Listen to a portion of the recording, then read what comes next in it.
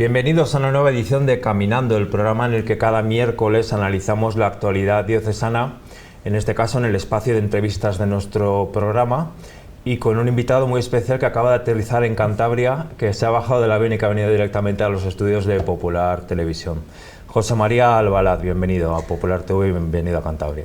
Muchísimas gracias y un saludo a toda la audiencia de Popular TV. José María es director del Secretariado para el Sostenimiento de la Iglesia de la Conferencia Episcopal Española.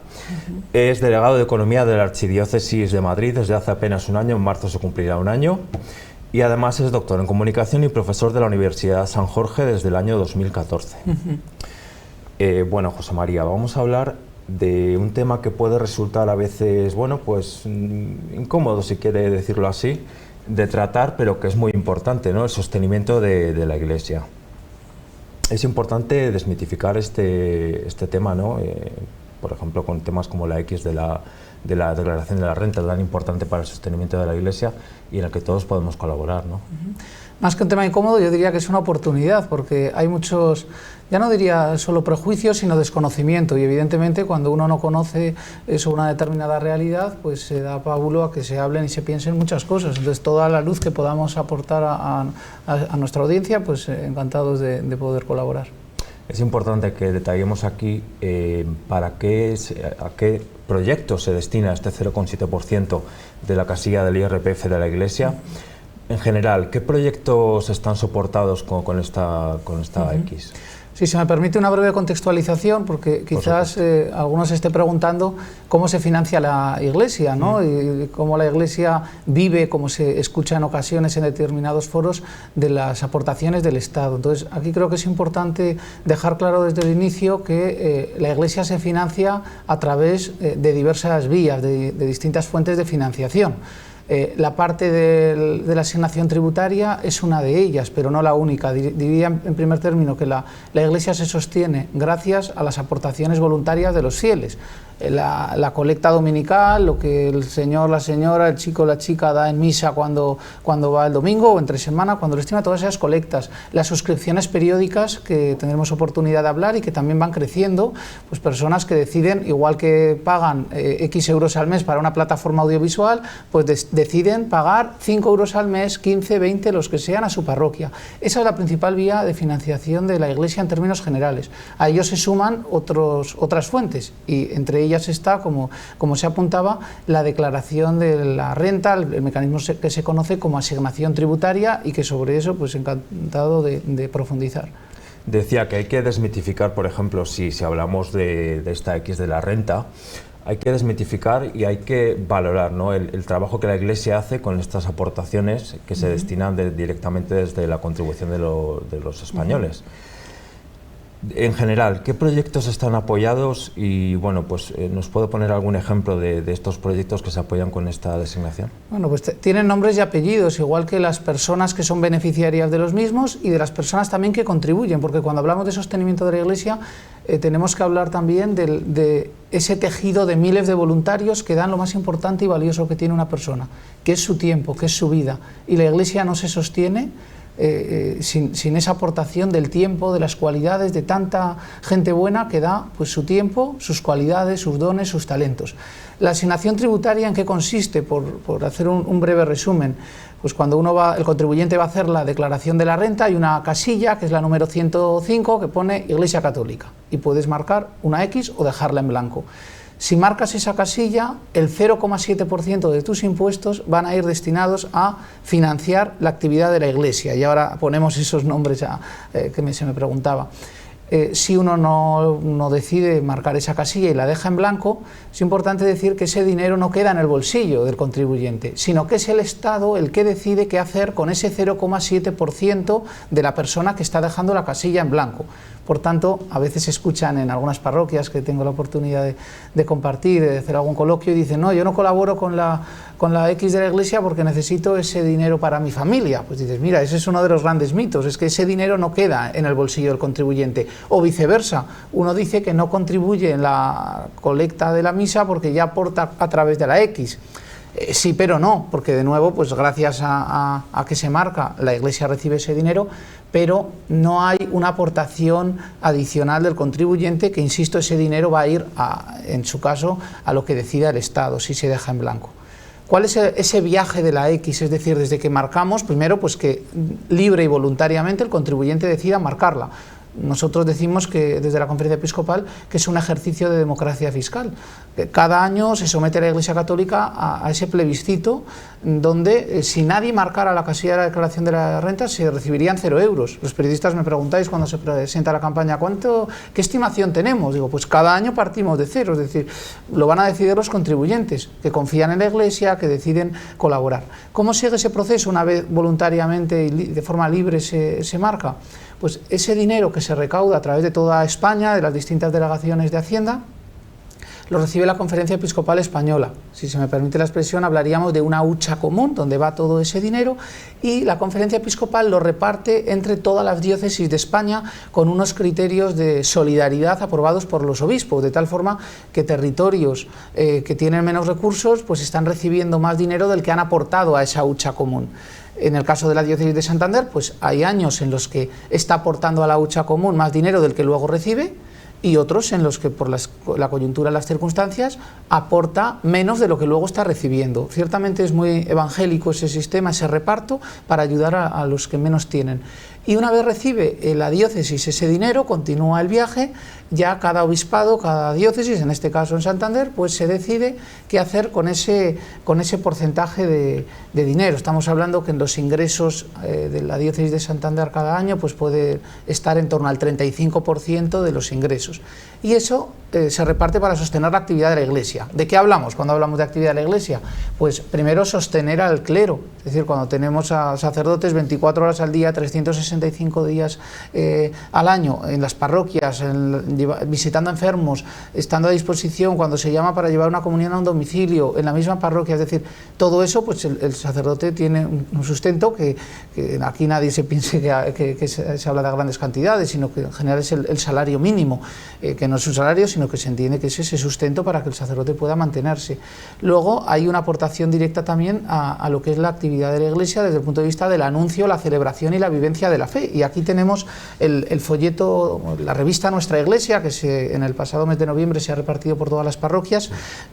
Veo aquí pues datos que son muy ilustrativos sobre lo que hace, sobre lo que es primero, lo que es la Iglesia en Santander, que lo explica muy bien el señor obispo, don Arturo Ros, bueno, pues de cómo gracias a todo ese pueblo de Dios la Iglesia anuncia la buena noticia del Evangelio, anuncia a Cristo resucitado, lo celebra con los sacramentos, y esto tiene números concretos: los 1.740 bautizos, las 1.404 primeras comuniones, los 213 sacerdotes, las 526 religiosas y religiosos. Todo ese anuncio y esa celebración de la fe luego se aterriza en una obra social, caritativa, asistencial muy potente, que también en esta revista se puede ver: los 57 centros para mitigar la pobreza, un comedor social, la casa para ancianos enfermos crónicos, centros para la defensa de la vida, centros de rehabilitación para drogodependientes. Es decir, hay ahí en total aquí en Santander 81 centros que en el año 2023, que es al que hace alusión esta revista, ayudó a más de 16.000 personas. Esto no es una ONG, sino que es la vivencia de esa fe que se traduce en ayudar a quien más lo necesita. Y la Iglesia, el cristiano, la cristiana que está fuera de foco, sin abrir los telediarios ni ocupar portadas de periódicos, lo que está haciendo es vivir esa fe, y ve en la persona desfavorecida, en el más desvalido, en lo que el Papa Francisco llama las periferias físicas y existenciales, está viendo en ese rostro del necesitado el rostro de Cristo, y eso nos lleva a comprometernos también con la obra social. Y todos estos proyectos pues también reciben una ayuda directa del dinero de la X, es decir, ese viaje de la X, desde que el contribuyente marca libremente la casilla hasta que se concreta en uno de estos proyectos, en el sustento del sacerdote, pues tiene un recorrido hacia los más desfavorecidos, sin ninguna duda, para ayudar no solo socialmente, sino desde el punto de vista espiritual. Lo estamos viendo ahora mismo, y más tras la pandemia, toda la crisis de sentido que se está viviendo, los vacíos existenciales, la soledad no deseada. Pues la Iglesia es un agente espiritual y social de primera magnitud.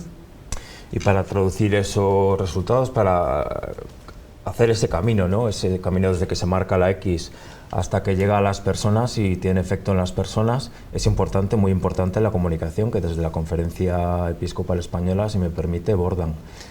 Con la campaña del año pasado, por tantos 2024, se eliminaron muchísimos prejuicios, incluso no solo de las personas que participaron en la campaña, sino de las que la vieron, y bueno, pues pudieron ver los efectos en las personas, esos efectos que tiene esa X, ¿no? Sí, aquí la comunicación es fundamental en todos los niveles, es decir, lo que proyecta a un cristiano de a pie que se puede sentir insignificante, que la labor que hace pues es mínima, no es mínima, es decir, esa luz de Cristo que proyectamos con nuestra tarea, aparentemente, como decía, insignificante, es de mucho valor, y muchas personas tienen contacto con esa buena noticia del Evangelio y con la actividad de la Iglesia gracias a un catequista, a quien coge el teléfono en una parroquia, en el obispado, es decir, esa comunicación no se basa solo en campañas o en grandes acciones de marketing, sino que es fruto de la vivencia coherente, y esto es muy importante, como dice el Papa, que lo que pensamos, lo que sentimos y lo que hacemos pues esté alineado, ¿no? Entonces, eso yo haría una invitación también a todos los laicos, laicas, a todo el pueblo de Dios, a que asumamos conciencia de que en nuestras redes sociales, en nuestra vida analógica, iba a decir, pues que no es baladí esa proyección que hacemos. Como refuerzo, pues estas campañas vienen a visibilizar toda esa gran labor, sin ninguna duda, y contar, ya que se me da la oportunidad, la experiencia que hemos vivido con la campaña Por Tantos del año pasado, que bautizamos con el nombre Un viaje por tantos, precisamente porque ese viaje que llega hasta las personas más desfavorecidas, ¿no?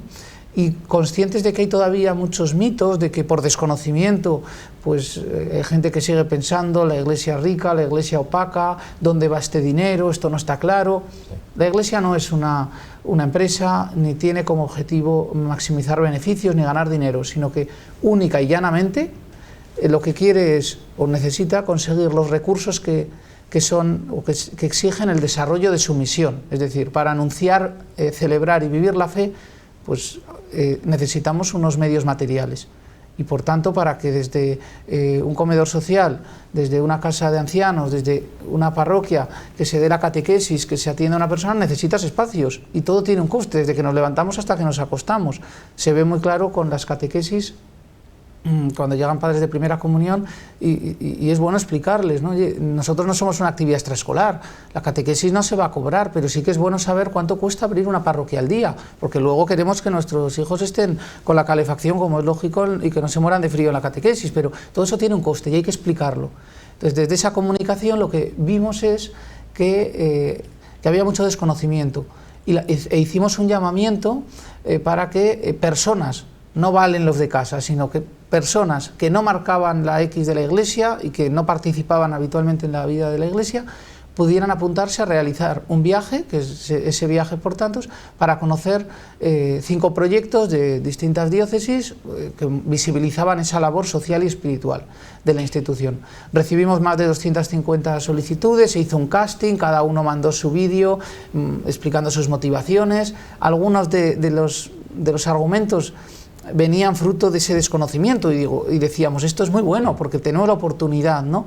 Entonces estaban desde el que ese dinero lo necesito para mi familia, que es que el Estado financia a la Iglesia, bueno, una serie de argumentos que no se ajustaban a la realidad, y seleccionamos a 15 viajeros, los montamos en un autobús, en Google, si se entra en YouTube, en el perfil de Por Tantos, se puede ver el documental incluso que se realizó, y la experiencia que tuvimos confirmó de alguna manera la hipótesis de partida. Nosotros estamos convencidos de que una persona que solo tiene noticias de la Iglesia por escándalos, que los hay evidentemente, y si tenemos sombras es porque hay mucha luz, pero cuando uno solo tiene la visión negativa, pues hay una distorsión.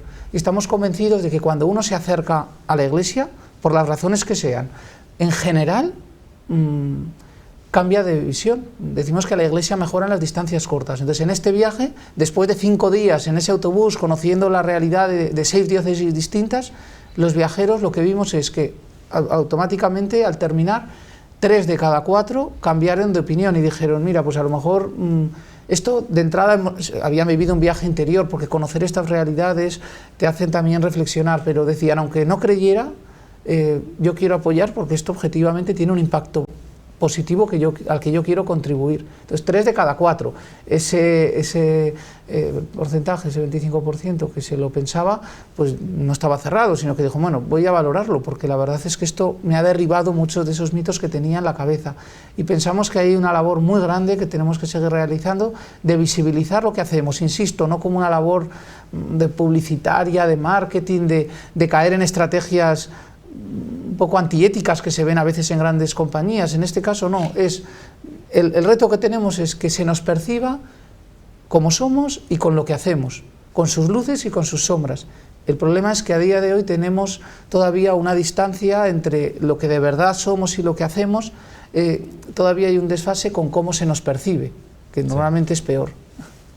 Para ello, en este sentido, ha mencionado la actitud de los cristianos, ¿no? La actitud que debemos tener y proyectar. En este sentido, don Arturo, nuestro obispo, nos anima siempre a llevar una sonrisa.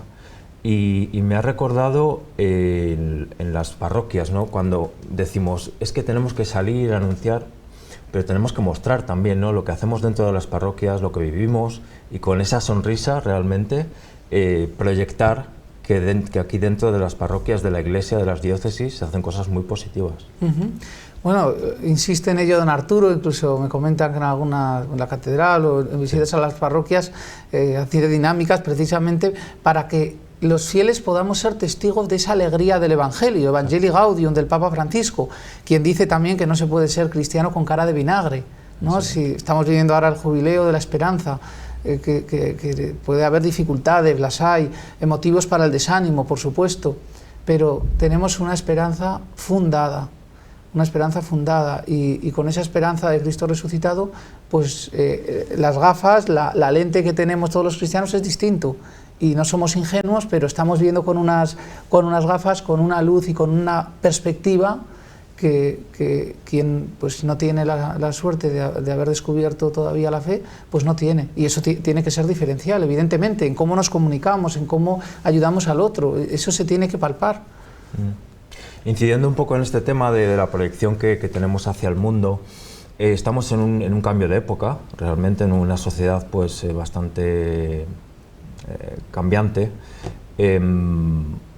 Tenemos que salir, ¿no? Tenemos que salir, como decía, pero dentro de las parroquias se hacen muchas cosas que debemos también, por eso incidía en el tema de la comunicación, que comunicar a través también de las redes sociales, de las páginas web y salir a los medios digitales, adaptarnos, ¿no?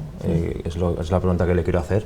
Tenemos que adaptarnos y animar a las parroquias y a las diócesis y a la Iglesia en general a que salga a anunciar de otra manera, ¿no?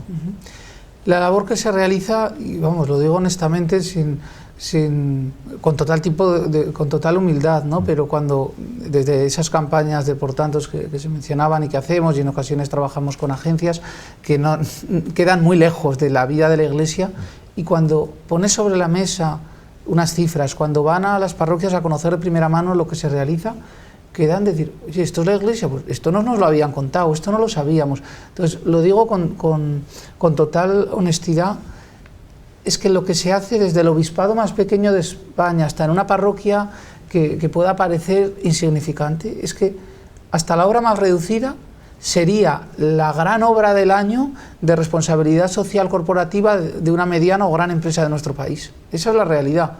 Es decir, cuando hablamos de atención a personas privadas de libertad, a mujeres que quieren dar a luz y no tienen recursos, y se les ayuda con un piso de acogida para que sigan adelante con su embarazo si así lo desean, personas excluidas sin posibilidad muchas veces incluso de reinsertarse en la sociedad o de tener una vida con una casa, con unos mínimos recursos. Es decir, esa vivencia de la fe, que insisto, nace de la vivencia del mismo Evangelio y de las obras de misericordia, es que eso es infinito, y a veces entre tanto pues caemos en el desánimo, y es verdad que estamos viviendo un cambio de época, que ese catolicismo quizás más vivido desde el punto de vista sociológico, que pasa de generación en generación, pues es verdad que eso está cambiando, pero también hay una gran oportunidad, y es que quizás vayamos a comunidades más reducidas cuantitativamente, pero también comunidades más comprometidas, es decir, un núcleo duro que vive una fe de manera más coherente, más radical en el buen sentido del término evangélico, ¿no? Es decir, ahí hay una oportunidad grande y por tanto pues eso hay que comunicarlo, pero también, y estamos hablando de la cuestión económica, que tiene sentido en tanto en cuanto, como he dicho, es un medio para cumplir la misión. Lo económico no es un fin en sí mismo nunca, y si se enfoca así está mal enfocado. Hay que perder el miedo a hablar del dinero de la Iglesia.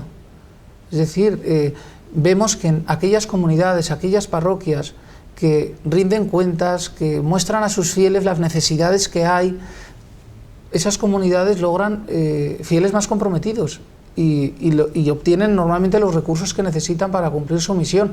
Hay situaciones pues más complejas, incluso desde el punto de vista demográfico. Sí. Vemos también pues zonas más rurales que no quedan lejos para nuestros espectadores, ¿no? Y que dices, bueno, pues este párroco en esta parroquia, que pues hay excepciones, ¿no? Pero en general hay que perder ese miedo. Uno de los estigmas que se tienen es esa iglesia pedigüeña, ¿no? Que ya está aquí el cura pidiendo, hablando pronto y mal, ¿no?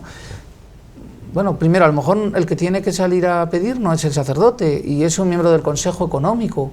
Seguro que hay personas que nos están escuchando que forman parte del Consejo Pastoral Parroquial, del Consejo Económico de la parroquia. No, ahí hay una labor muy grande de caminar juntos. Ahora hemos vivido el sínodo de la sinodalidad. ¿En qué se traduce eso? En que cada bautizado asuma su propia responsabilidad. Todo el pueblo de Dios es clave. El sacerdote, el religioso, el laico, el diácono, todos. Pero cada uno tiene una responsabilidad, y ahí hay que saber también pedir. Si uno está gestionando de una forma opaca, no cuida a sus fieles, no hay comunicación, una relación estable, y solo de pronto sales aquí como un paracaidista que aterriza y llega para pedir, pues algo estamos haciendo mal. Pero la experiencia dice, y tengo la suerte de conocer muchas realidades muy diversas de todo lo que son las diócesis de España, sí.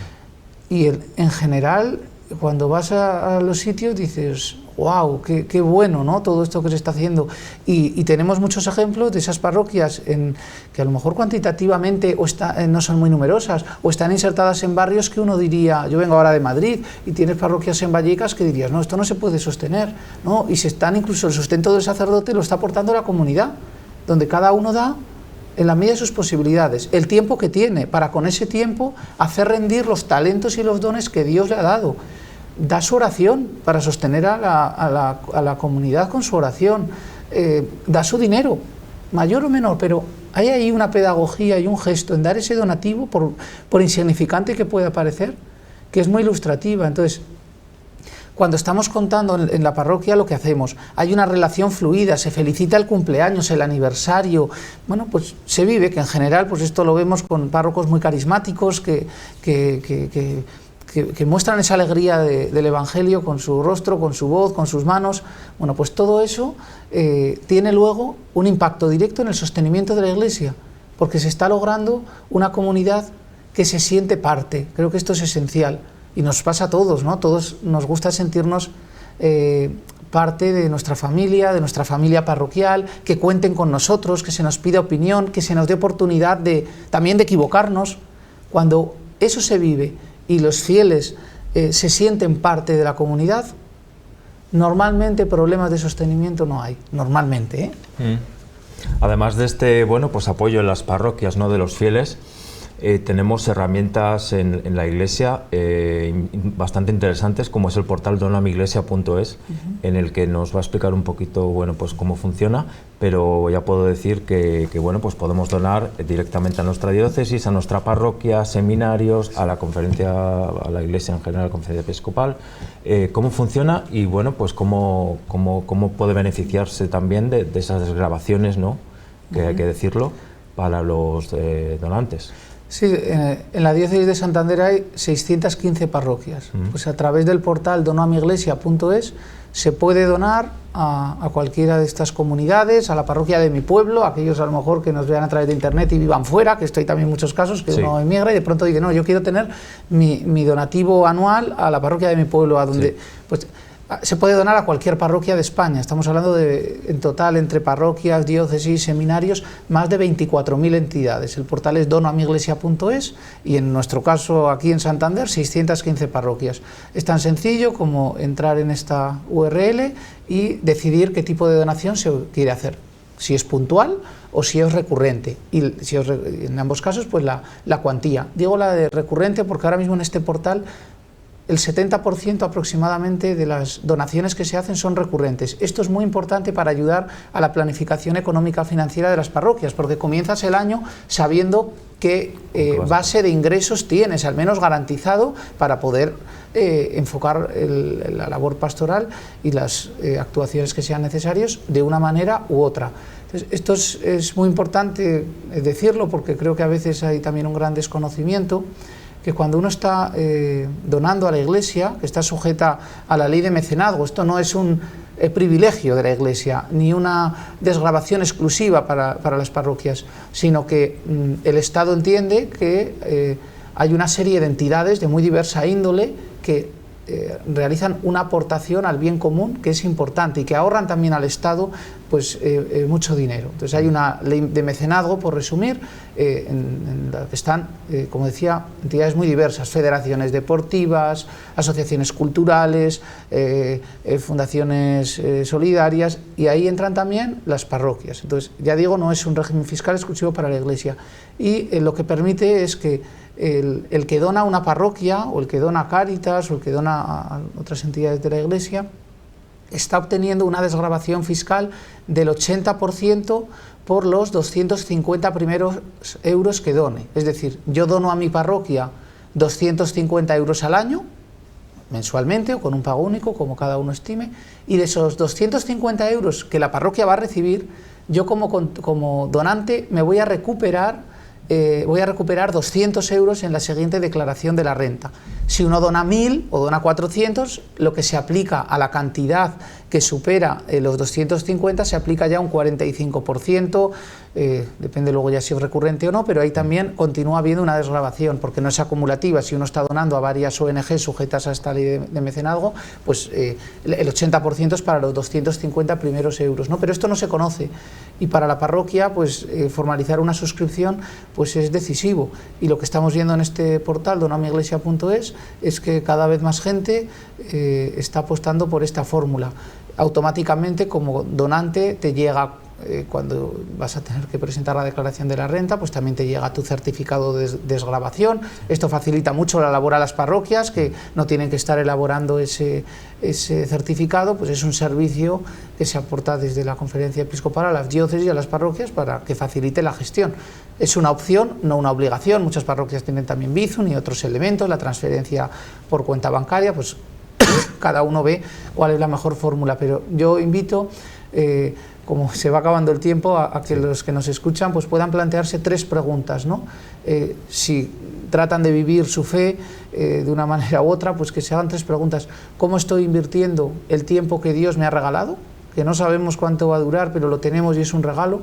¿Cómo estoy haciendo rendir los talentos, los dones? Somos únicos, irrepetibles, y estamos llamados a aportar un sello a la Iglesia que es único, y lo que no aporte yo, lo que no aportes tú, no lo va a aportar nadie. Entonces, ¿cómo la parábola de los talentos, bien conocida, y cómo estoy invirtiendo los recursos que yo tengo, si estoy dando en la medida de mis posibilidades o no? Y aquellos que no formen parte de la vida de la Iglesia ni colaboren habitualmente, quizás a lo mejor, y hay muchos casos que tenemos de personas que marcan la X, pero también empresas y personas que dan su donativo, que incluso se declaran agnósticas o ateas, pero dicen: yo comparto esta forma de ver el mundo, de ayudar a los más necesitados, y confío en la Iglesia y me comprometo con un donativo. Pues también es una oportunidad.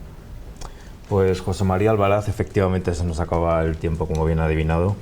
Querías, en 30 segundos, quería simplemente preguntarle un pequeño adelanto de la campaña Por Tantos de este año, ¿nos puede hacer?